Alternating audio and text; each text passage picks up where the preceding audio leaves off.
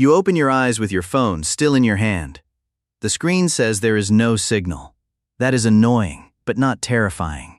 Not yet. Then you sit up and realize there is no road, no building, no aircraft trail, no electrical wire, and no distant sound of an engine. Dry grass surrounds you. Strange birds call from scattered trees. Large footprints cross the mud near your feet. Your phone still knows the date you came from, but the world around you is approximately 100,000 years in the past. You have no map, no food, no useful weapon, and no way home. The sun is already rising. What should you do first?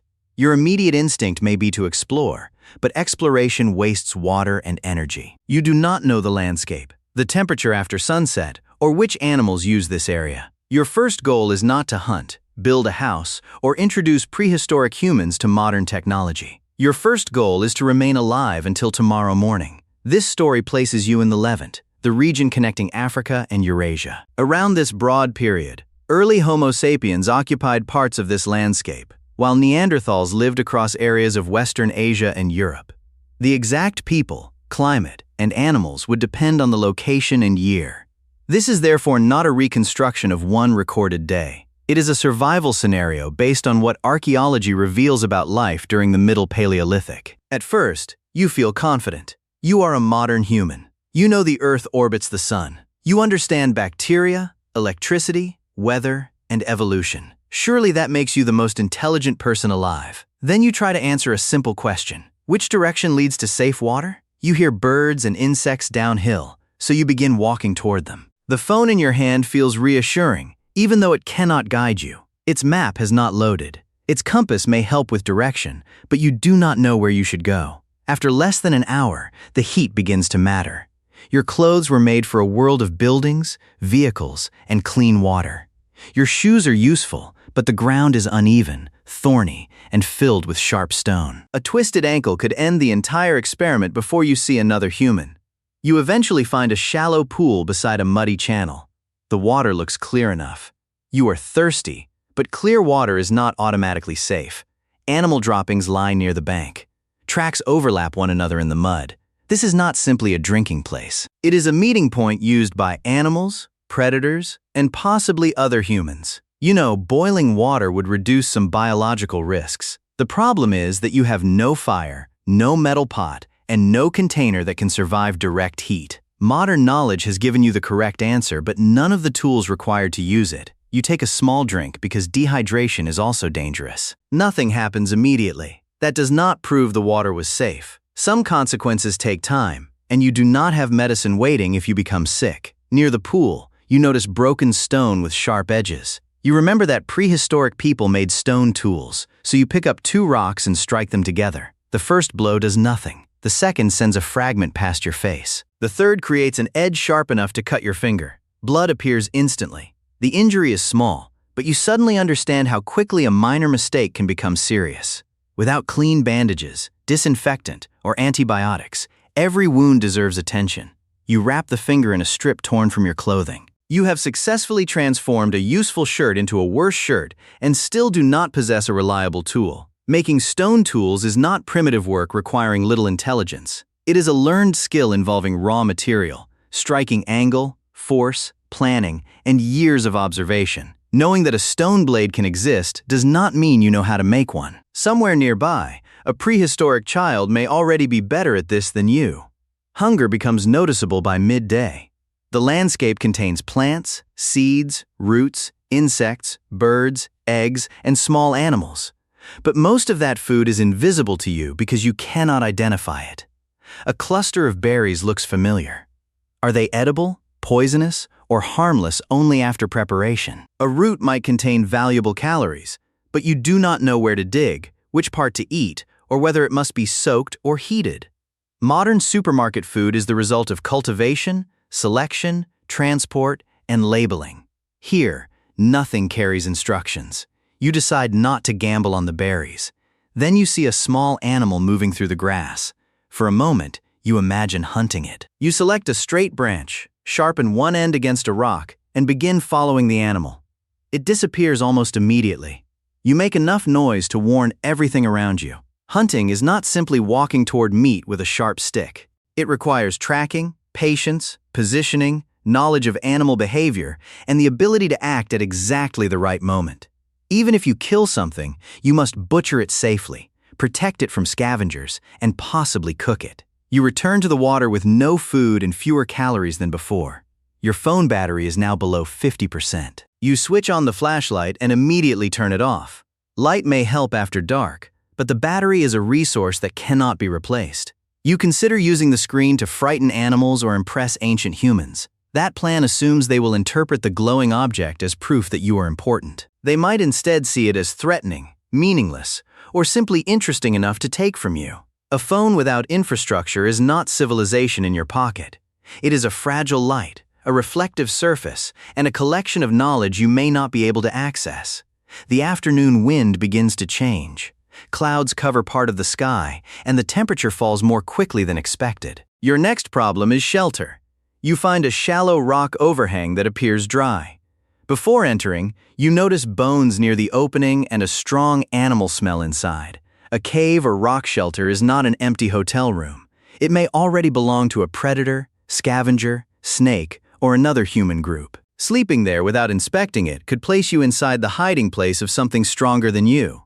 You move away and attempt to build a shelter from branches and grass. It collapses twice. The third version blocks some wind but offers little protection. You begin to appreciate that prehistoric people did not merely endure nature through courage. They possessed detailed technical knowledge learned across generations. They knew which branches bent without breaking, which fibers made strong cord, which surfaces remained dry, and where cold air collected at night. You possess facts. They possess practiced systems. Then you smell smoke. A thin column rises beyond a low ridge. This changes everything. Smoke may mean fire, and fire may mean people. People can provide water, food, warmth, protection, and knowledge. They are also the most unpredictable danger you have encountered. You do not know their language, customs, relationships, or territorial boundaries. You do not know whether the group is Homo sapiens, Neanderthal, or another population. You cannot assume they will treat you as a harmless traveler. In a small community, a stranger may bring competition, violence, or disease. Approaching secretly could look like an attack. Approaching quickly could trigger fear. Reaching for your pocket could be interpreted as drawing a weapon. Yet remaining alone gives you very poor odds. You begin walking toward the smoke with your hands visible. As you approach, you find footprints. They are unmistakably human, but some seem wider than you expected. Beside them are smaller prints belonging to children. That detail gives you hope. This is not merely a hunting party. A community may be nearby. You hear voices before you see the camp. You cannot understand the sounds, although their rhythm clearly carries meaning. Archaeology cannot recover the exact language spoken here, and we cannot know how easily communication would occur. But gesture, posture, facial expression, distance, and tone would still matter. You step into view and immediately stop. Several people turn toward you. One adult reaches for a wooden spear. Another moves between you and two children. A third person studies your clothing and shoes. You raise your empty hands. You smile, then worry that showing your teeth might be interpreted incorrectly. You point toward yourself and speak your name. Nobody responds in a way you understand. You point toward the water and pretend to drink. One person says something sharply. Another laughs. You do not know whether the laughter is friendly or mocking. The person holding the spear approaches. Their body is strong but not monstrous. Their face is human, attentive, and cautious. They examine your shoes, your strange clothing, and the glowing object in your hand. You turn on the phone screen. Several people step backward. A child leans forward with enormous curiosity. The light is surprising, but it does not establish your authority. You still cannot find water, identify food, make a good stone edge, or build a fire. From their perspective, you may be an adult who behaves like a lost child. The group does not invite you directly into the center of camp. Instead, someone places a small piece of food on the ground between you and steps back. This is a test. You wait, copy their movements, and take it slowly. The food is tough and smoky. It may be the most important meal of your life because it signals that immediate violence is not inevitable. You sit beyond the warmest part of the fire while they watch you. The sun begins to set. Your phone battery falls lower. Around the fire, The difference between your intelligence and theirs becomes impossible to ignore. One person repairs a stone point with precise strikes. Another processes plant food you walked past without recognizing. Someone tends the fire with almost no smoke. An older adult watches the children while sorting useful material. A hunter studies your small cut and replaces your dirty cloth with a cleaner wrapping made from material you cannot identify. Every action contains knowledge. You could explain germ theory, but you cannot manufacture antibiotics. You know the chemistry of combustion, but they know how to preserve embers in this wind. You understand that the stars are distant suns, but they understand which direction to travel when those stars appear. Night arrives, and sounds begin beyond the firelight. Something calls from the darkness. You cannot identify it. The group can. Several people glance toward the sound but do not panic. A child moves closer to an adult. Fuel is added to the fire. Spears remain within reach. Their survival does not depend on one heroic hunter. It depends on many people sharing different tasks. Someone gathers fuel. Someone watches children. Someone remembers water sources. Someone recognizes dangerous tracks. Someone maintains tools. Someone supports the injured. The group is a survival system built from relationships. This is the advantage you lacked all day. A lone person must solve every problem alone. A community distributes risk, labor, memory, and knowledge. You may be physically healthy and scientifically educated, but you arrived without social membership. Until these people tolerate your presence, you are weaker than almost any member of their group. Even a child contributes knowledge you do not possess. The child knows which areas are safe, which adults to follow, which sounds require silence, and which foods can be eaten. You know more about the future. The child knows more about surviving tonight. Your phone finally dies. The black screen reflects firelight and your own face. The last object connecting you to the modern world is now little more than glass, metal, and plastic. You expected predators, hunger, or cold to be the great test. Instead, the decisive moment was social. Could you approach other humans without frightening them? Could you communicate humility without a shared language? Could you observe before acting? Could you accept that the people you once imagined as primitive understood this world far better than you? You lie near the edge of the camp, not fully trusted, but no longer alone. The fire provides warmth. Someone is awake, watching the darkness.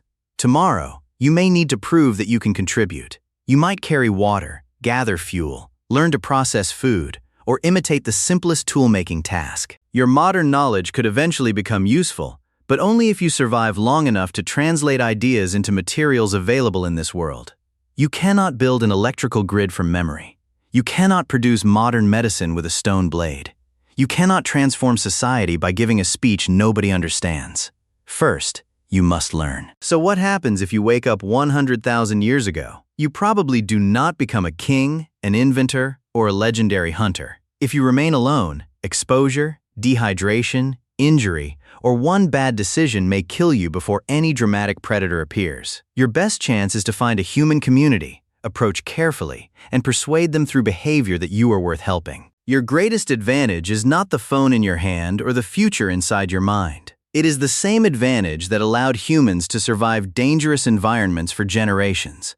Other people. 100,000 years ago, survival was not simply an individual contest against nature. It was membership in a group. By the time you fall asleep beside the fire, you finally understand the truth. You did not survive your first day because you were modern. You survived because ancient humans decided not to leave you outside in the dark.